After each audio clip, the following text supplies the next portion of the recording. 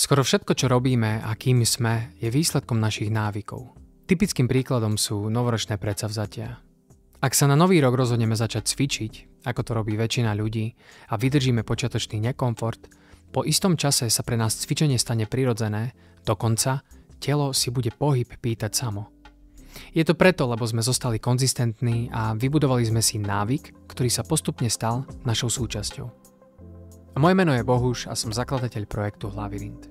Zaoberám sa sebarozvojom, duševným zdravím, digitálnymi závislosťami a rôznymi kontroverznými témami, o ktorých sa v mainstreame až tak často nerozpráva. Môj obsah nájdeš na všetkých sociálnych sieťach, takže budem veľmi vďačný, ak ma budeš sledovať a zdieľať. OK, poďme na to. Návyky slúžia na to, aby nám odľahčili našu mentálnu kapacitu.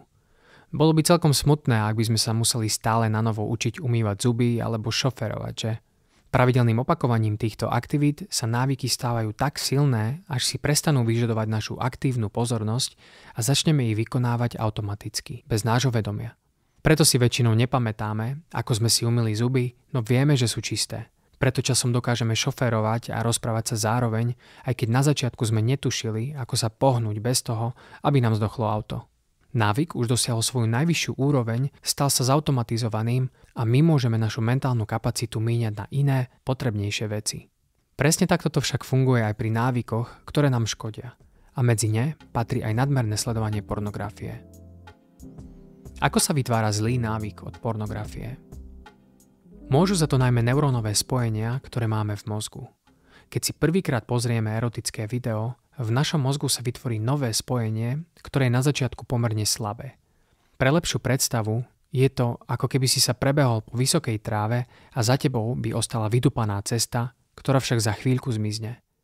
Ak však budeš po tejto ceste behať každý deň, v priebehu roka sa z nej stane chodník, ktorý bude vidno aj zďaleka a ktorý bude potrebovať oveľa dlhší čas, aby opäť zmizol. Zo začiatku nám pozeranie pornografie uvoľňuje sexuálne napätie a mozog to registruje ako uspokojivú a príjemnú aktivitu. Vylučuje sa dopamín a my sa cítime príjemne. Postupne si však mozog na sledovanie pornografie zvykne a začne pracovať proti nám, a to tak, že zníži svoju citlivosť na vylučovanie dopamínu, takže potrebujeme vidieť stále viac a viac pornografie. Neurónové spojenia sú stále silnejšie a pravidelným opakovaním tohto správania toto spojenie silnie, až sa stane našou permanentnou súčasťou. Náš mozog a telo však nerozlišuje, čo je dobrý a čo je zlý návyk. Zaujíma ho návyk ako taký. Ak si raz za čas zafajčíme, vypijeme alebo pozrieme erotické video, po relatívne krátkom čase sa vrátime opäť do normálu. Ak však konzistentne robíme to isté dookola, stane sa z nás fajčiar, alkoholik alebo závislý od pornografie. Je preto veľmi dôležité, aké návyky si v živote budeme pestovať.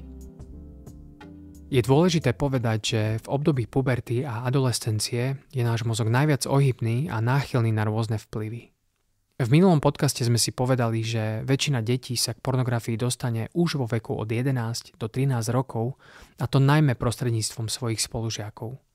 Väčšina dospievajúcich teda začne pozerať pornografiu dávno predtým, ako majú reálny sex s partnerom alebo s partnerkou. Pre niektorých je potom ťažké si vôbec predstaviť a spojiť sexuálne vzrušenie s reálnou osobou, najmä ak dlhodobo pozerajú porno. Tomuto javu sa hovorí sexuálne podmieňovanie.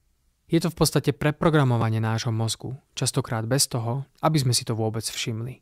Pri dlhodobom sledovaní pornografie sa nám napríklad po čase môže vštepiť predstava, že tvrdý sex alebo sex proti vôli nie je až taká zlá vec a že je to, čo je normálne a čo by som mal robiť asi aj ja, keďže to vidím v každom treťom videu.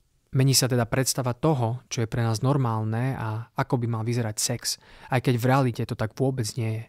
Tieto skreslené predstavy o realite si so sebou následne berieme do obdobia dospelosti.